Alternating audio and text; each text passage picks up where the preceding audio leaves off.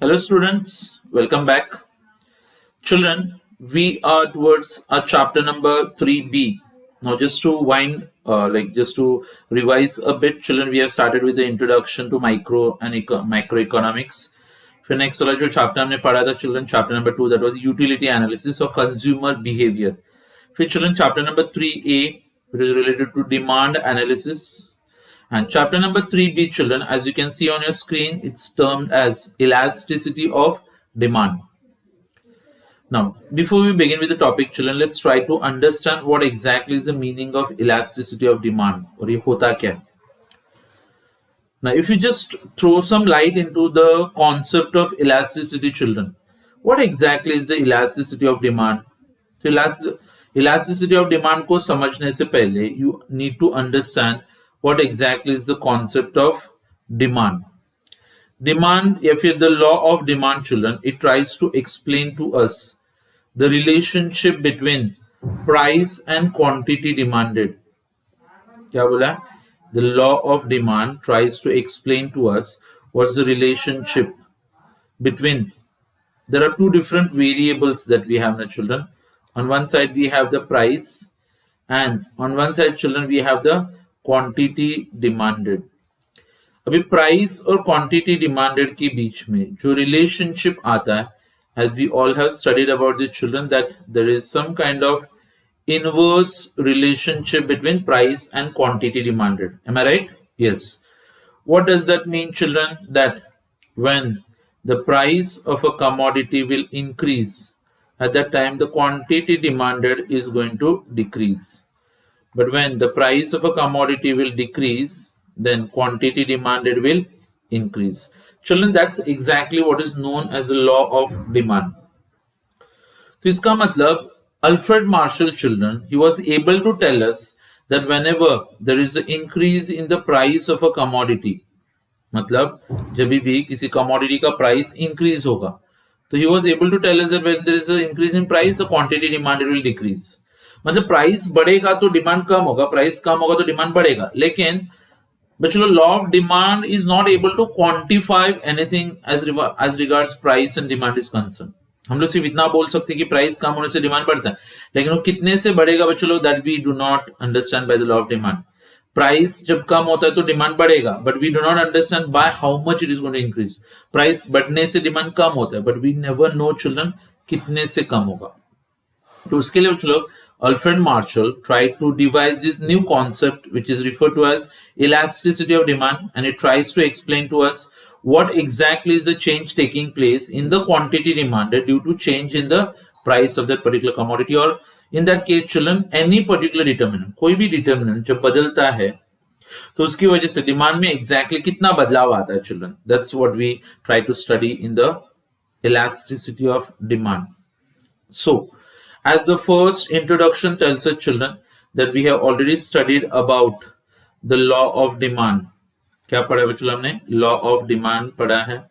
और ये law of demand में भी, children, we have studied that there is some kind of inverse relationship between price and quantity demanded. मतलब quantity demanded and price. But as I said, children, that the law of demand cannot explain the extent of change that is taking place in the demand due to change in price. मतलब price में बदलाव आने की वजह से बच्चों demand exactly कितने से चेंज होगा वो हमको लॉ ऑफ डिमांड नहीं बता सकता है. So here we say that the law of demand fails to explain the quantitative relationship between price and quantity demanded. और इसकी वजह से बच्चों लोग प्रोफेसर अल्फ्रेड मार्शल ने एक नया कॉन्सेप्ट एक्सप्लेन किया है, जिसको हम लोग यहाँ पे क्या करके नाम दे रहे हैं, it's referred to as elasticity of demand. Okay, now to go ahead into this, what exactly is the elasticity of demand, children. तो यहाँ पे एक डेफिनेशन दिया है, देख लेना जरा. The term elasticity of demand indicates responsiveness of one variable to a change in the another variable. मतलब हम लोग चलो दो वेरिएबल्स लेते हैं, एक वेरिएबल दूसरा वेरिएबल. एक को जब आप चेंज करोगे तो दूसरा तुरंत रिएक्शन दिखाएगा. When you change one variable, the another variable automatically responds, children. वो जो रिस्पॉन्डिंग होता है, वो जो रिस्पॉन्सिवनेस होता है, उसको इलास्टिसिटी करके बोला जाता है. अच्छा, आगे जाके बच्चों इसका डेफिनेशन भी दिया है.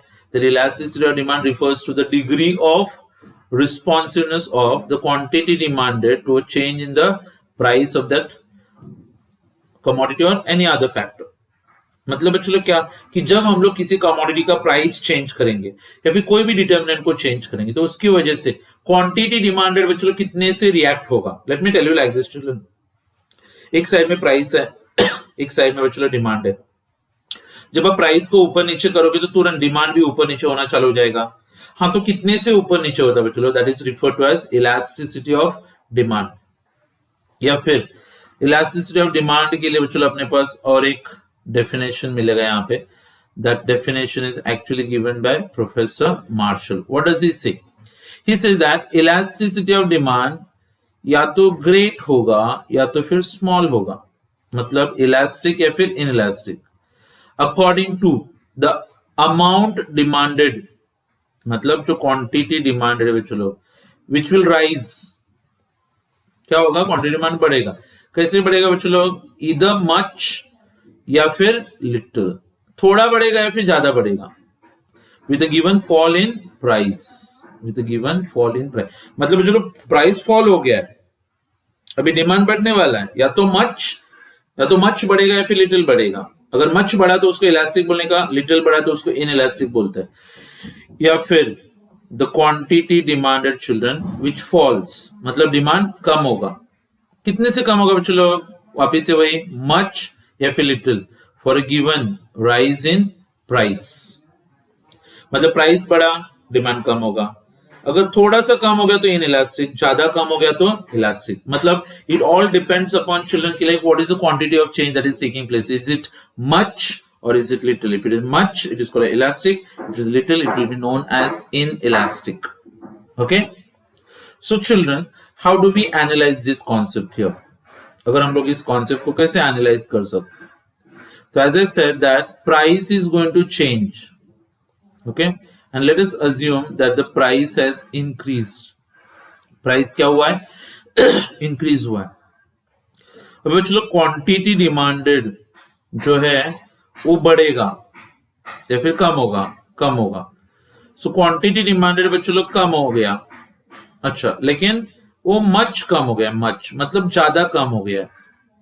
या फिर कभी कभी क्या होता है बच्चों लोग कि लाइक सिर्फ लिटिल से कम होगा. अगर मच कम हो गया तो उसको इलास्टिक बोलने का, लिटिल कम हो गया तो उसको इनइलास्टिक बोलते हैं.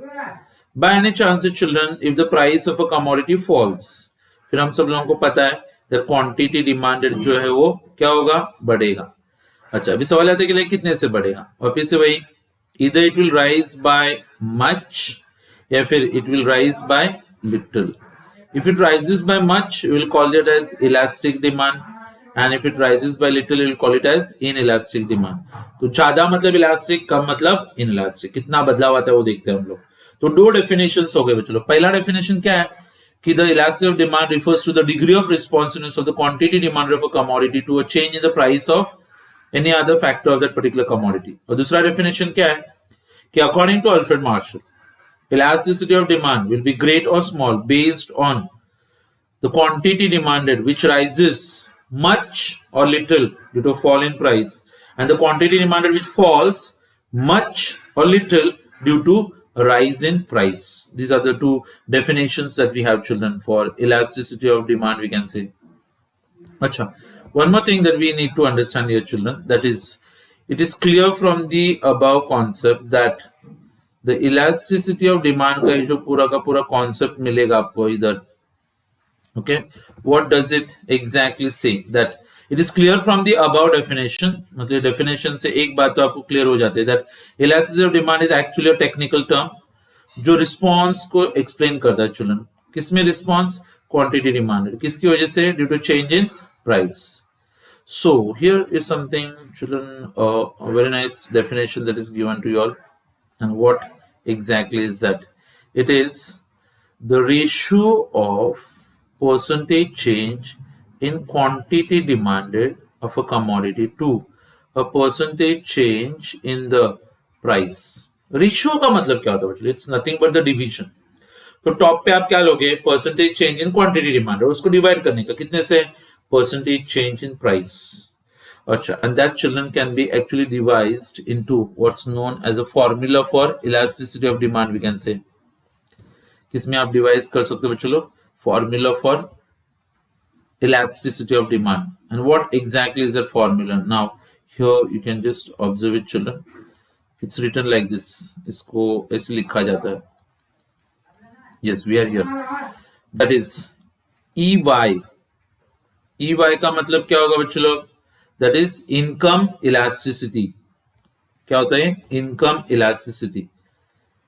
अच्छा, अभी इनकम इलास्टिसिटी की जब आप बात करते हो तो वी आर रिफरिंग कि लाइक क्वांटिटी डिमांडेड हल्का सा चेंज होगा, लेकिन किसकी वजह से चेंज होता है?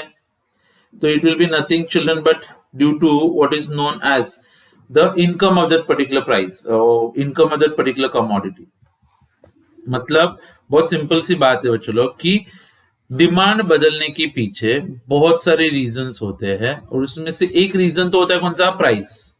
तो ऑब्वियसली बच्चों दूसरा रीजन जो होगा वो क्या होगा पता है आपको? It will be nothing but it will be referred to as what's known as the price elasticity of demand. But if you are referring to the income elasticity, अगर आप इनकम इलास्टिसिटी की बात कर रहे हो तो इनकम इलास्टिसिटी का मतलब क्या होता है? Income elasticity would actually mean demand change होगा. किसकी वजह से चेंज होगा? इनकम की वजह से. तो यहाँ पे बच्चों कुछ types of elasticity of demand दिए हुए देखेंगे आपको. सबसे पहला इन्होंने दिया income elasticity, then they have got cross elasticity और लास्ट वाला कौन सा दिया है? Price elasticity. So let's see what children one by one. I'm going to explain you these three different types of elasticity of demand. The first one children, here we go, that is income elasticity. नाम से पता चल रहा है बच्चों लोग यहाँ पे दो वेरिएबल्स रहेंगे, एक साइड में इनकम होता है, एक साइड में डिमांड होता है. इनकम थोड़ा सा भी चेंज हुआ तो डिमांड बच्चों लोग तुरंत चेंज होता है और इसको हम लोग बोलते हैं income elasticity. So how do you define that children? It refers to same children degree of responsiveness of change in quantity demanded, okay, to the change in income, but at that time children other factors are going to remain constant. मतलब बाकी के factors हम लोग यहाँ पे constant assume करेंगे. अच्छा, what does that exactly mean children? So it can be written in the formula type also children. इसको हम लोग formula के जैसे represent कर सकते हैं. So here you see children, that is पहले इन्होंने लिखा है EY. EY का मतलब क्या होगा यहाँ पे चिल्ड्रन? EY का मतलब होता है, E का मतलब इलास्टिसिटी, Y का मतलब इनकम. तो इनकम इलास्टिसिटी. टॉप पे आप क्या लिख रहे हो? तो we are writing children that is percentage change in quantity demanded लिखा हुआ मिलेगा आपको. क्या लिखा है? Percentage change in quantity demanded. और इसको हम लोग डिवाइड करेंगे किससे? तो परसेंटेज चेंज इन इनकम. मतलब बच्चों लोग यहाँ पे सिंपल सी बात है कि आपका डिमांड चेंज हो गया. किसकी वजह से चेंज हुआ? क्योंकि आपका इनकम चेंज हो गया. So demand upon income. Symbolically कैसे लिखा जाता है इसको? सो दिस परसेंटेज, ये देखो यहाँ पे EY equals to percentage change in quantity, percentage change in quantity upon percentage change in income. So यहाँ पे कुछ फॉर्मूलाज डिराइव किए children. You understand how they are actually derived here. That is delta Q upon Q divided by delta Y upon Y. मतलब क्या कि change in quantity upon original quantity. तो आपको मिलता है बच्चों लोग percentage change in quantity demanded. और ये क्या है? Change in income upon original income, that is you get it as percentage change in income. तो बच्चों ये आपको देगा percentage change in quantity demanded और ये देता है बच्चों आपको परसेंटेज चेंज इन इनकम. फिर आप क्या करोगे यहाँ पे? डेल्टा Q अपॉन Q, ये डिवीजन है बच्चों, ये मल्टीप्लीकेशन में चला जाएगा. तो फिर क्या? ये न्यूमरेटर और डिनोमिनेटर चेंज होगा. Y ऊपर चला जाएगा, ये डेल्टा Y नीचे आएगा. इसका एक अल्टीमेट फॉर्मूला भी आता है जो मैं लिख रहा हूं यहाँ पे आपके लिए. That is we can write it like this children, delta Q okay divided by. अब ये क्या है बच्चों लोग यहाँ पे Q, लेकिन ये Q multiply by delta Y है ना. तो ये डेल्टा Y को बच्चों लोग मैं एक साइड में शिफ्ट कर रहा हूँ. आपको सबको पता है कि मल्टीप्लीकेशन है तो इसको शिफ्टिंग करोगे तो कुछ फर्क नहीं पड़ेगा. एंड देन यू मल्टीप्लाई, तो आप उनको डेल्टा साइन एक साइड में मिल गया. ऊपर क्या बचा बच्चों लोग? Y divided by. इसको अभी अभी हमने शिफ्टिंग किया है तो इसको मैं क्या लिख सकता हूँ यहाँ पे? Q. So children, this is the final formula if you want to derive what is known as elasticity of demand. Okay, final. तो चिल्ड्रन इनकम इलास्टिसिटी, टॉप पे क्या लेने का? डेल्टा Q, नीचे क्या लेने का? डेल्टा Y मल्टीप्लाई बाय ऊपर Y नीचे Q. अच्छा, इस सबका फुल फॉर्म दिया है यहाँ पे, जरा रिफर करो आप. ये क्या है बच्चों लोग? डेल्टा, इसका मतलब होता है कि चेंज. क्यू का मतलब होता है चलो ओरिजिनल क्वांटिटी डिमांडेड कितना है, वाई का मतलब होता है ओरिजिनल इनकम कितना है। अच्छा, डेल्टा क्यू का मीनिंग क्या होगा, चेंज इन क्वांटिटी डिमांडेड। और children when we are referring to what is delta Y, तो we are actually referring to what is change in the income of the consumer, कि consumer का income कितने से change हुआ है करके, right. अच्छा, अभी income elasticity children as you can see here they have explain into three different types. एक होता है पॉजिटिव इनकम इलास्टिसिटी, एक होता है negative income elasticity, and then we also have a zero. अच्छा, पॉजिटिव इनकम इलास्टिसिटी का मतलब क्या होगा कि जब आपका इनकम इंक्रीज होगा तो क्वांटिटी डिमांडेड भी क्या होगा, इंक्रीज होगा। That means there is demand will increase with increase in income. या फिर इसमें ऐसे भी होता है बच्चों लोग कि बाय चांस सपोज आपका इनकम बच्चों लोग क्या हो गया है, कम हो गया है, तो सीधी सी बात है क्वांटिटी डिमांडेड भी क्या होगा, कम ही होता है। आपका इनकम बढ़ने से बच्चों आपका डिमांड ज्यादा होगा, आपका इनकम कम होने से आपका डिमांड कम होता है, तो इसको हम लोग बोलते हैं पॉजिटिव इनकम इलास्टिसिटी। मतलब दोनों भी सेम डायरेक्शंस में जाएंगे, एक बढ़ने से दूसरा बढ़ता है, एक कम होने से दूसरा कम होता है। Then children what is negative income elasticity, यहाँ पे उल्टा होगा। Here children demand will decrease with increase in income. मतलब क्या हो गया कि आपका इनकम बच्चों लोग बढ़ गया है, लेकिन आपका क्वांटिटी डिमांडेड क्या हो गया है, कम हो गया। या फिर आपका इनकम कम हुआ है जबकि आपका क्वांटिटी डिमांडेड क्या हो चुका है, बढ़ गया है। आप बोले सर ऐसे भी होता है क्या कि इनकम बढ़ने से डिमांड कम, हाँ होता है बच्चों लोग। जैसे कि कोई लो क्वालिटी प्रोडक्ट है, लो क्वालिटी प्रोडक्ट, आपका इनकम बढ़ने से आप उसका ज्यादा क्वांटिटी खरीदोगे क्या, कम कम, क्योंकि आप कोई अच्छा कमोडिटी खरीदना चालू करोगे ना। यस, जैसे बच्चों व्हीट आता है और फिर ज्वार और बाजरा आता है। आपका जब इनकम कम था तो आप बाजरा ज्वार खरीदते थे, आपका इनकम बढ़ गया तो ज्वार बाजरा का डिमांड कम होगा क्योंकि आप अच्छे क्वालिटी का व्हीट खरीदना चालू करोगे। इसको हम लोग बोलते हैं नेगेटिव इनकम इलास। पॉजिटिव इनकम इलास्टिसिटी बच्चों नॉर्मल गुड्स में दिखाई देता है, जबकि नेगेटिव इनकम इलास्टिसिटी आपको इंफीरियर गुड्स में दिखाई देगा। और कभी कभी तो ऐसे भी होता है बच्चों लोग कि आपका इनकम बदलने से डिमांड को कुछ फर्क नहीं पड़ता, demand is going to remain the same, and that is why children it will be referred to as zero income elasticity. So the demand remains constant with increase in income of the person. मतलब income बढ़े या फिर कम हो जाए उसका demand उतना ही होता है। जैसे बच्चों लोग अगर हमें मेडिसिन की बात करते हैं, मैं ज्यादा कमा रहा हूं अभी मैं बहुत मेडिसिन खाने वाला हूं, या फिर मैं बहुत कम कमाता अभी मैं दवा खाऊंगा ही नहीं, ऐसे नहीं होता बच्चों लोग। वो चीज जरूरी है तो आपको लगेगी। सो ये अपना फर्स्ट टाइप हो गया children, that is called as types of elasticity of demand में पहला that is called income elasticity, और उसके सब टाइप्स तीन दिए हैं। अच्छा, now if you move ahead children then you understand that the second elasticity of demand that we have here is referred to as cross elasticity. क्या बोलेंगे इसको हम लोग, cross elasticity. Now what is cross elasticity, cross elasticity में क्या आता है children, the quantity demanded of one commodity will change due to the price of another commodity। मतलब एक का प्राइस बदलने से दूसरे का डिमांड बदलता है। चाय पत्ती का प्राइस चेंज हुआ और वहां पे कॉफी का डिमांड चेंज हो गया। कोक का प्राइस बदला, थम्सअप का डिमांड चेंज हो गया चिल्ड्रन। ब्रेड का प्राइस चेंज हुआ, बटर का डिमांड चेंज हो गया। कार का प्राइस चेंज हो गया, पेट्रोल का डिमांड चेंज हो गया। मतलब it's a change in the demand for one commodity due to change in the price of another commodity. So how do you put it in the terms of a formula? तो EC का मतलब होता है children cross elasticity. So it's put symbolically in a formula children here like this. That is percentage change in quantity demanded of commodity A divided by percentage change in the price of commodity B. मतलब चलो ऊपर coffee का demand change हो गया divided by T का price change होना। So here also children we go in the same way. यहाँ पे ए का मतलब क्या होता है, ओरिजिनल कमोडिटी, और बी का मतलब क्या होगा, न्यू कमोडिटी और अनदर कमोडिटी चिल्ड्रन। अच्छा, then here we come across this symbolically speaking, and what is that symbolically, what do you speak, E C equals to, ऊपर क्या लिखने का, delta percentage change in quantity of A divided by percentage change in quantity of B. Ultimately children what kind of formula would you derive here? ऊपर आपको लेना है delta quantity of A divide by quantity of A divided by change in the price of B divide by original price of B. Ultimately क्या रहेगा, change in quantity of A upon quantity of A multiply by लिखने का यहाँ पे, that is price of B upon change in the price of B. इसका ultimate एक formula बता रहा हूं, उसको भी आप ध्यान रखोगे। पहले आप क्या करोगे, डेल्टा क्यू मतलब change in quantity of commodity A divided by change in the price of commodity B multiply by original price of commodity B divided by there is original quantity of commodity A, we can say.